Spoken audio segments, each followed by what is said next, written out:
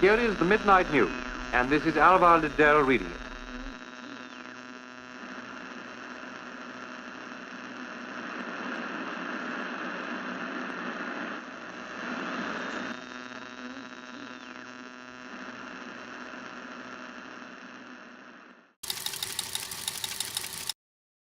There were phrases from poems, phrases from songs, phrases from jokes, some of them completely random, some of them made up. And yes, the Germans, we believe, spent a lot of time trying to encrypt them because they thought they were a form of code. In fact, they meant nothing apart from the person who sent it and the person who received it. First message is Les singes ne posent pas de questions, which means in English, monkeys don't ask questions. A completely random phrase, but prearranged. And the female agent on the ground, Yvonne Roudelin, who was in fact a 51-year-old grandmother when she was recruited by SOE, she was sent to France by boat, and then she was working in a small team in the middle of France. And when she received that message, she knew that that night, two more female agents were going to be parachuted to her. They were the first female agents to parachute into France. So that's why that one's particularly significant, as it indicated then the wider use of female agents for SOE.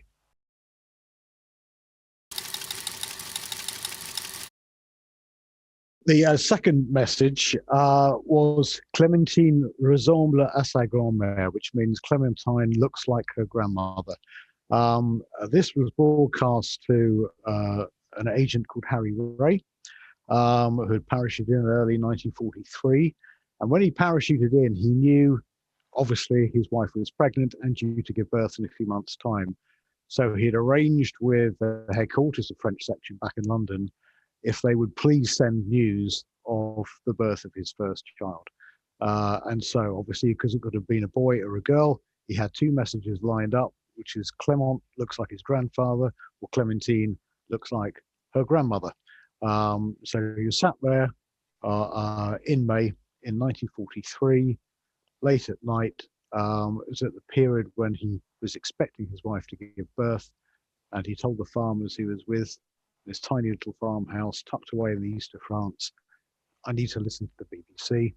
And he heard in the late on at night that message that Clementine looks like your grandmother, so he knew he'd had a girl.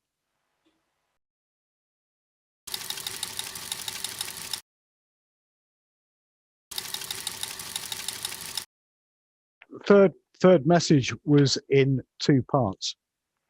And the two parts derived from a number of plans which all had a coloured name: Plan Red, Plan Black, Plan Blue, which were to all of the SOE and the wider French organisation and their networks in advance of D-Day.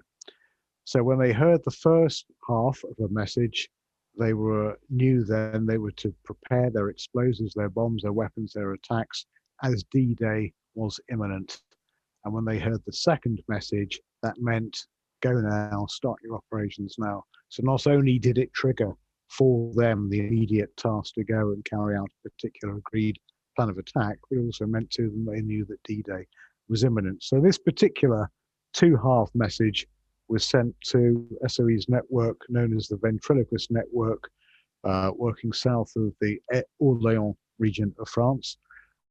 These particular words chosen for the Ventriloquist Network were lines from a poem written in 1866 by a French poet called Paul Verlaine. And the first lines, Les sanglots longs des violons d'automne, which means the long sobs of autumn violins, that was sent on the 1st of June, 1944. And so clearly then, having got their bombs and everything else ready, the sabotage teams then listened carefully every night for the next one. And then the next lines came right on the 5th of June, nearly the 6th of June. And they were, berce mon corps d'une longueur monotone, wound my heart with a monotonous languor.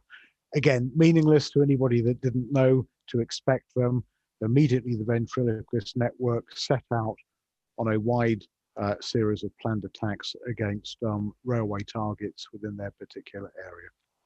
But if you take this one network alone, and bear in mind SOE had 75 operational at D-Day, on this one network alone, it meant that no trains were able to travel normally from the time of their attack right up to the liberation through this particular part of France.